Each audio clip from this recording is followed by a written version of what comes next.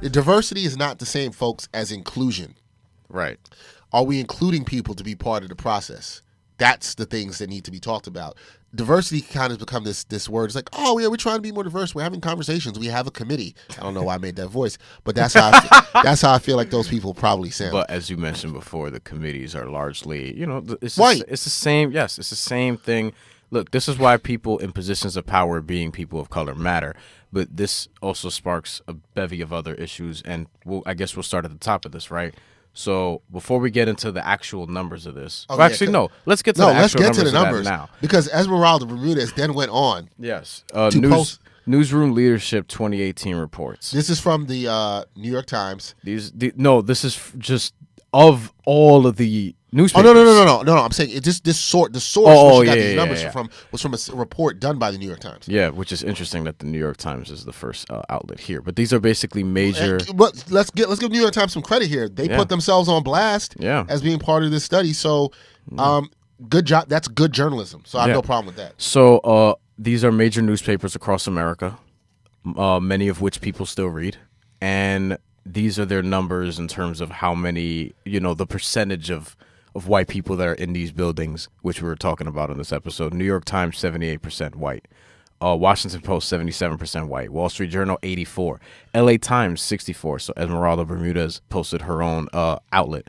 Noticeably lower than the others, by the way. So that's good. The lowest. Yeah, by a far, actually. Boston Globe, 87%. Shocking. Chicago Tribune, 87%. That actually surprised me a little bit. USA Today, 85%, but I shouldn't be surprised. Houston Chronicle, 89%. Dallas News, 77%. And the AZ Central in Arizona, 89%. The highest, but it's Arizona. Wasn't necessarily shocked there.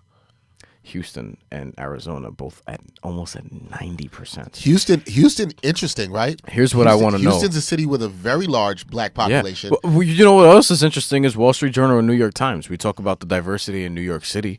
But we know from working in this media market that this is not necessarily it. And here's the thing.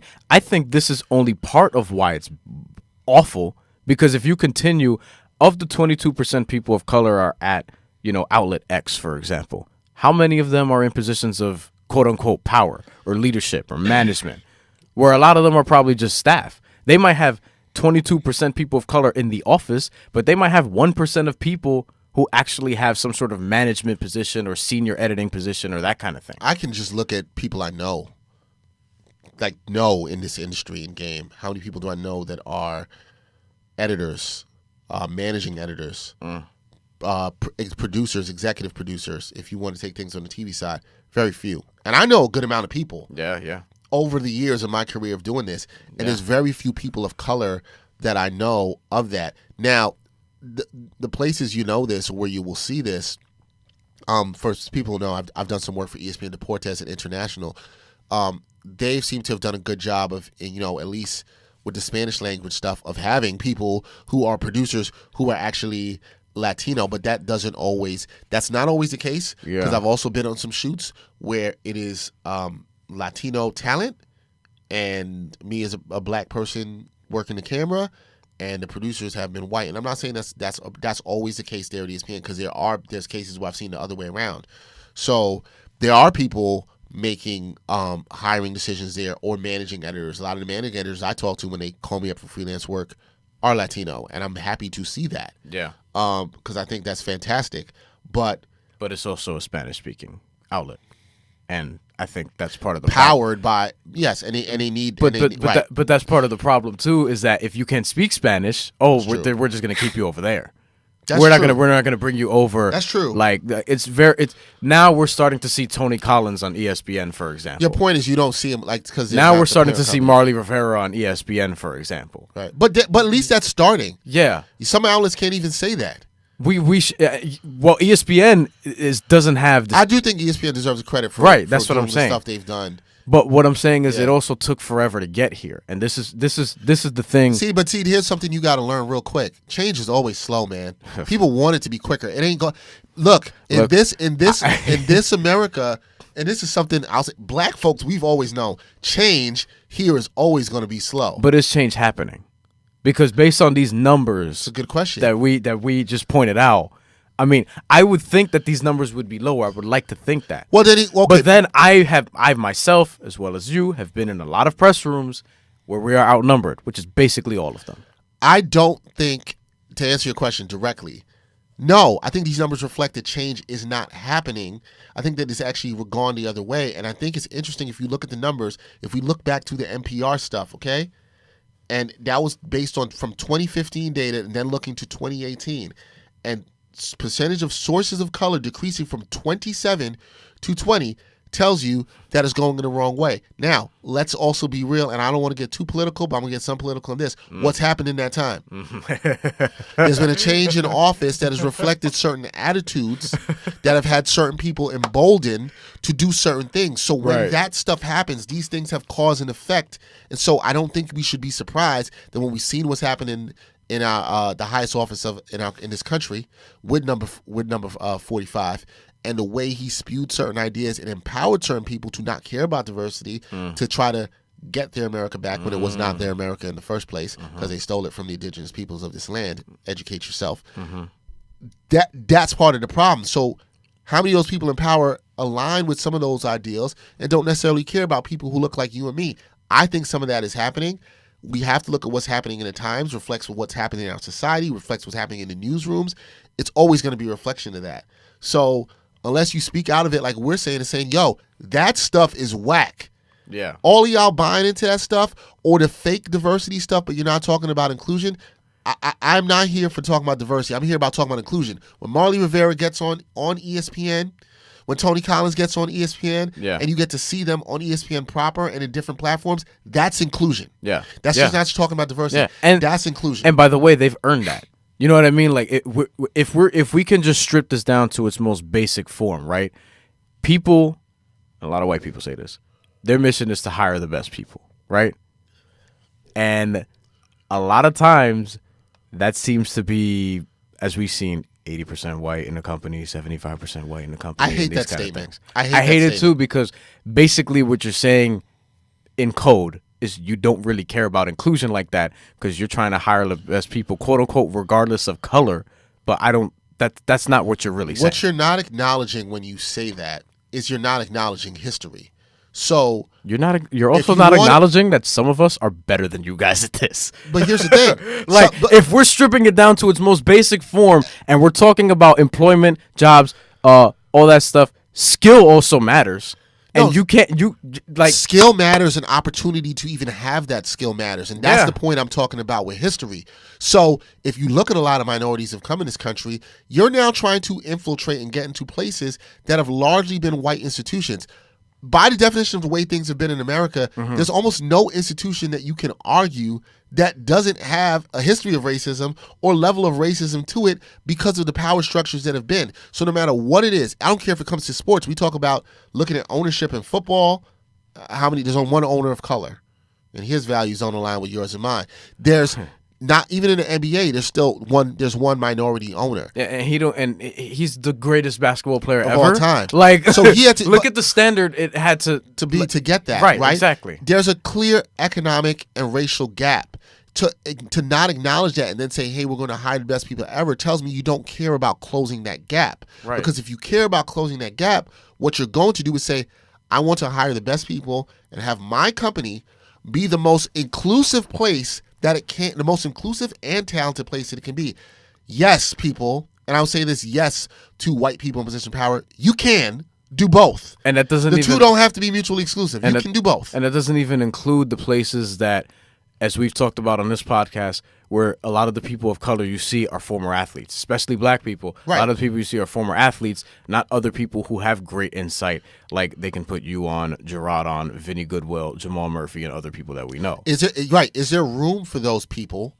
There has to be room for those people. Because above all else, they're good at what they do. Right. Starting there. My thing, what I'll say to people in those positions, when you make the statement that we're just trying to hire the best people possible, there are ways to go out and find the best black talent, the best Latino talent, the best Asian talent. Okay? Yeah. There's National Association of Hispanic Journalists, there's National Association of Black Journalists. Which I still might join the NAHJ. Thinking about there's a National Association of Asian Journalists. So I think it's AAJ. there are ways you can go. If you want to find yourself and find those people, you can. We, as minorities, I'm speaking, have had to have our own organizations to uplift ourselves. We've had to create our own things, which I totally encourage everybody to do, to uplift each other and produce things out of our culture that matter. Don't give me the we're hiring the best people possible. What it tells me that when you say that, it says to me you don't want to address the racial inequalities that have existed within the industry. And you don't take it seriously. You just tell me, oh, well, it should be fair and we should hire. Yo, this is America, man. It ain't been like that. It ain't been fair for a lot of people for a long time. Right. Okay? It still ain't. And some of y'all don't even want certain people in here. Right. So that's the problem here. And let's get back to our girl Esmeralda Bermudez. And shout out to her for putting this on Twitter because she did a great job. Yeah. She wrote this. I'm gonna try to get her to call in so we. Yeah, can we want to talk. We would definitely want to get somebody on here to talk about this. Yeah. She said, and I love her bio. It says LA Times staff writer, storytelling about Latinos since 2003. That's right, sister. You write for your people. Right. This never stops feeling like a punch in the heart and the gut. Even though the most racially diverse spaces in the country, newsrooms are still 70 to 90% white. The bosses are nearly all white. The perspective is nearly all white. It's straight up dull and shameful. And the people in charge, quote unquote, don't see anything wrong with that, which is why, they're looking out for each other. They're looking out for each other, and they're going to keep themselves up there so then they can keep us away from there. And then the problem is when one of us breaks through, I could be the only one here because they're not going to hire anyone else who looks like me or speaks like me or whatever the case may be. So this is how they pit people of color against each other as well. And they're comfortable with it. She ended also down in the thread. She ends up, and for anybody who wants to look at this themselves, she also showed Politico and their staff. And I think in looking at their staff, I'm just doing a quick scan. They had all their pictures. There are two people of color, Asian woman who's the CFO, and what I'm assuming because of let's look at his skin tone, looks like a South Asian man who's a managing editor. And I knew a South Asian man in a college who had the same last name. So I'm assuming that, and I apologize if we're wrong on his culturist and ethnicity. Did we mention the other part? The NPR public editor also posted that the new on-air source, this is the name of the story, the new on-air source diversity data for NPR show much work ahead. And what they highlight is that basically the people on air, 83% of them are white, 8% black, 6% Latino, 6% Asian. I don't know where Native Americans fall under that. And also 67% male and 33% female. And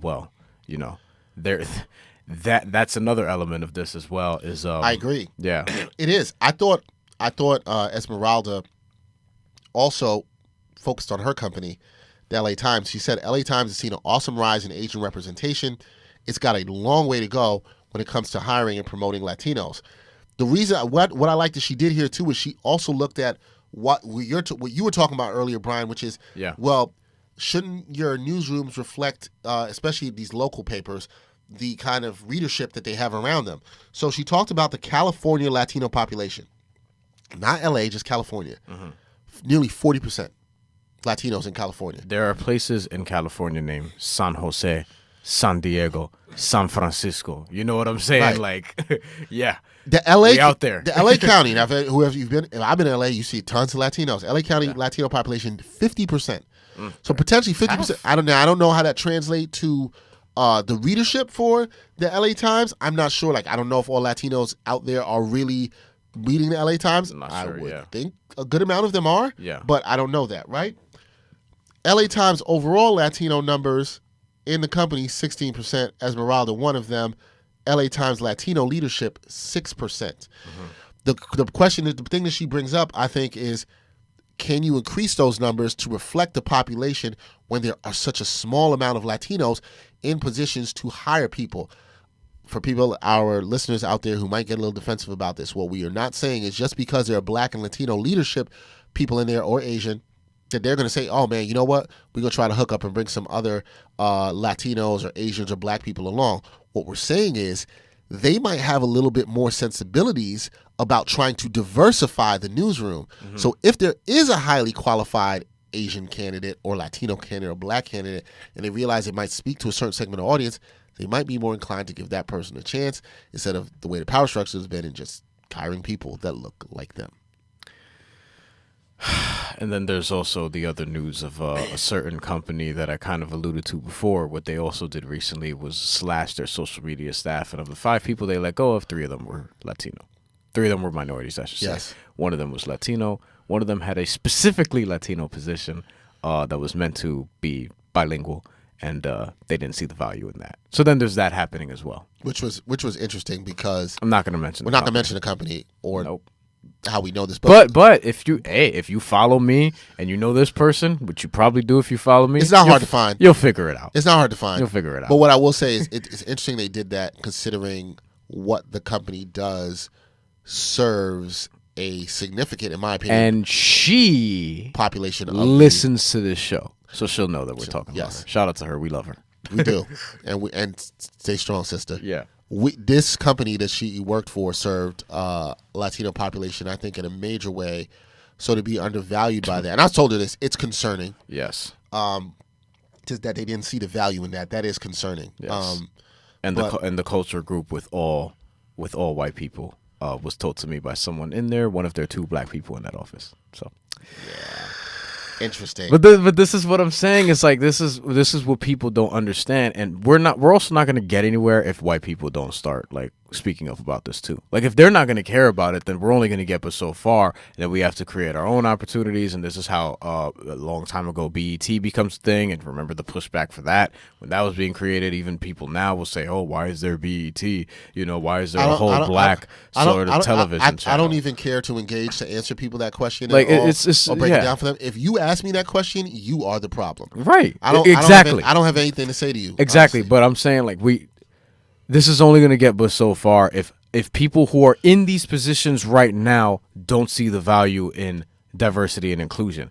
And if they don't, then we're just going to keep fighting each other. What I'll say to that is it's only going to get so far with the way the structure is right now in maybe we as minorities feeling that we're dependent on being in these spaces. Maybe if more of us decided to create more together, not felt so dependent on being in those spaces. Hi guys. It might be interesting in what you can create. Yeah. And I'm not saying everything has to blow up, but I think there needs to be more things like BET and Univision, because if you don't see the hope in these spaces, then you just have to empower your own. Yeah. Because eventually what works here is, and what I think white people and people known in capitalism of all time, if you're making money over there, even if it's by yourself, they'll want to come in and get a piece of that. They always have. They always will. Yeah. You should be wary of that. Yeah. But they always have and they always will. And so sometimes I think the good things in journalism is you don't always need these institutions as much as people may like to seem. And maybe we are valuing these institutions way too highly.